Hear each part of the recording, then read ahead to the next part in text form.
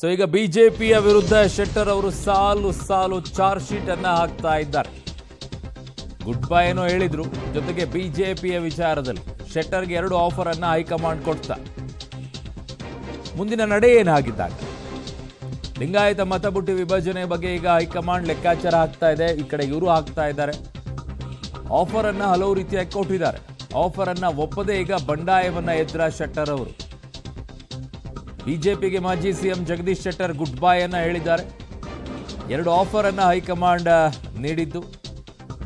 ಲಿಂಗಾಯತ ಮತಬುಟ್ಟಿ ವಿಭಜನೆಯ ಬಗ್ಗೆ ಹೈಕಮಾಂಡ್ ಈಗ ಆತಂಕವನ್ನ ವ್ಯಕ್ತಪಡಿಸಿಕೊಳ್ತಾ ಇದೆ. ಧರ್ಮೇಂದ್ರ ಪ್ರಧಾನ್ ಜೋಶಿ ಅವರ ಮೂಲಕ ಅಮಿತ್ ಶಾ ಅವರು ಆಫರ್ ಅನ್ನ ಕೊಟ್ಟಿದ್ರ. ಏನದು ಆಗಿದ್ದಾಗ 2 ಆಫರ್? ಬೆಳಗಾವಿಯಿಂದ ಲೋಕಸಭಾ ಸ್ಪರ್ಧೆಗೆ ಆಫರ್ ಅನ್ನ ಹೈಕಮಾಂಡ್ ನೀಡಿತ್ತು. ಕಳೆದ ಬಾರಿಯಲ್ಲಿ ಸುರೇಶ್ ಅಂಗಡಿ ಅವರ ನಿಧನದಿಂದಾಗಿ ಮಂಗಲಾ ಅಂಗಡಿ ಅವರಿಗೆ ಟಿಕೆಟ್ ಅನ್ನ ನೀಡಲಾಗಿತ್ತು.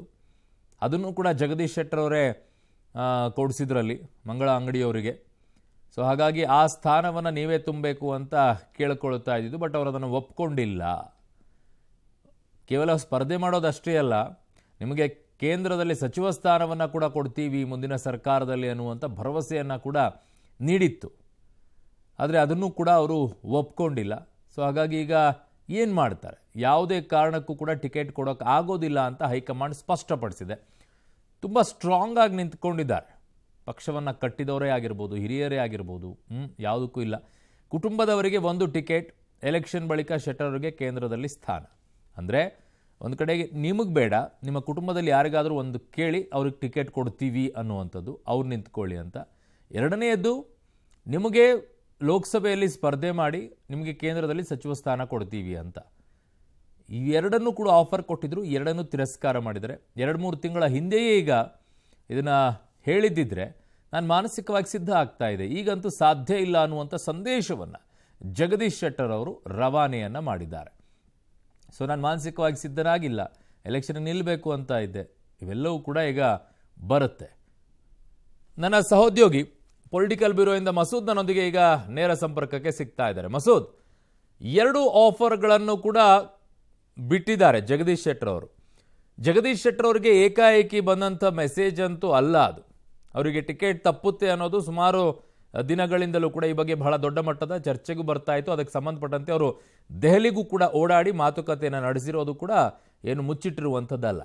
ಆದರೆ RSSನಿಂದ ಬಂದಿರುವಂಥವರು, ಸಂಘಟನೆಯಲ್ಲಿದ್ದಂಥವರು ಹುಬ್ಬಳ್ಳಿ ಧಾರವಾಡದಲ್ಲಿ, ಅದರ ಜೊತೆಗೆ ಪಕ್ಷದ ನಿಷ್ಠಾವಂತ ಕಾರ್ಯಕರ್ತನಾಗಿ ನಿಂತಂಥವರು, ಇಷ್ಟೆಲ್ಲ ಇದ್ದಾಗಲೂ ಸಹ ಒಂದು ಟಿಕೆಟ್ ತಪ್ಪಿತು ಅಂದ ಮಾತ್ರಕ್ಕೆ ಸಿದ್ಧಾಂತವೂ ಮರೆತು ಹೋಗ್ಬಿಡುತ್ತೆ, ಪಕ್ಷದ ನಿಷ್ಠಾವಂತ ಕೂಡ ಮರೆತು ಹೋಗ್ಬಿಡುತ್ತೆ. ಇವ್ಯಾವುದು ಕೂಡ ಇರೋದಿಲ್ವಾ ಅಂತ ಸಂಘಟನೆಯೂ ಕೂಡ ಮರೆತು ಹೋಗ್ಬಿಡುತ್ತಾ ಮಸೂದ್? ಅರುಣ್, ಕಳೆದ ಕೆಲವು ದಿನಗಳಿಂದ ಶೆಟ್ಟರ್ ಅವರೇ ಬಹಿರಂಗವಾಗಿ ಮಾತನಾಡ್ತಾ ಇದ್ದಾರೆ. ಅವ್ರ ಮಾತನಾಡಗಳಲ್ಲೇ ಯಾಕೆ ಅವರು ಪಕ್ಷ ಬಿಡ್ತಾ ಇದ್ದಾರೆ, ಯಾಕೆ ಅವರು ಈ ಒಂದು ತೀರ್ಮಾನಕ್ಕೆ ಬಂದಿದ್ದಾರೆ ಅನ್ನೋದು ಕೂಡ ಸ್ಪಷ್ಟ ಆಗುತ್ತೆ. ಒಂದು, ಹೈಕಮಾಂಡ್ ಮುಂಚೆನೇ ಹೇಳಲಿಲ್ಲ ಅನ್ನುವಂಥದ್ದು. ಒಂದು ಸ್ಮೂತ್ ಎಕ್ಸಿಟ್ ಆಗ್ತಾ ಇತ್ತು, ಮುಂಚೆನೇ ಹೇಳಲಿಲ್ಲ.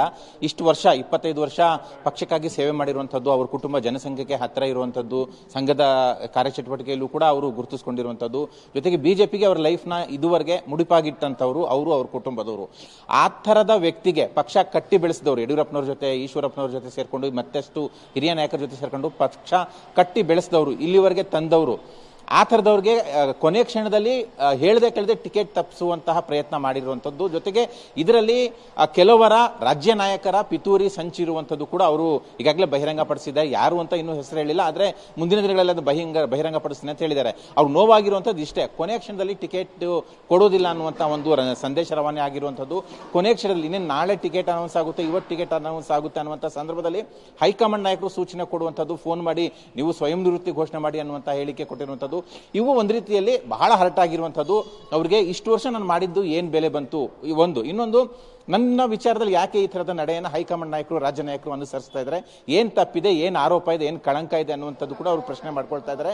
ಕ್ಷೇತ್ರದಲ್ಲಿ ಒಳ್ಳೆ ಉತ್ತಮ ಹೆಸರಿದೆ, ಕಳಂಕರಹಿತ, ಆರೋಪರಹಿತ ಹೆಸರು ಮಾಡಿದ್ದೇನೆ, ಸರ್ವೆನಲ್ಲಿ ಕೂಡ ನನ್ನ ಹೆಸರೇ ಬಂದಿದೆ.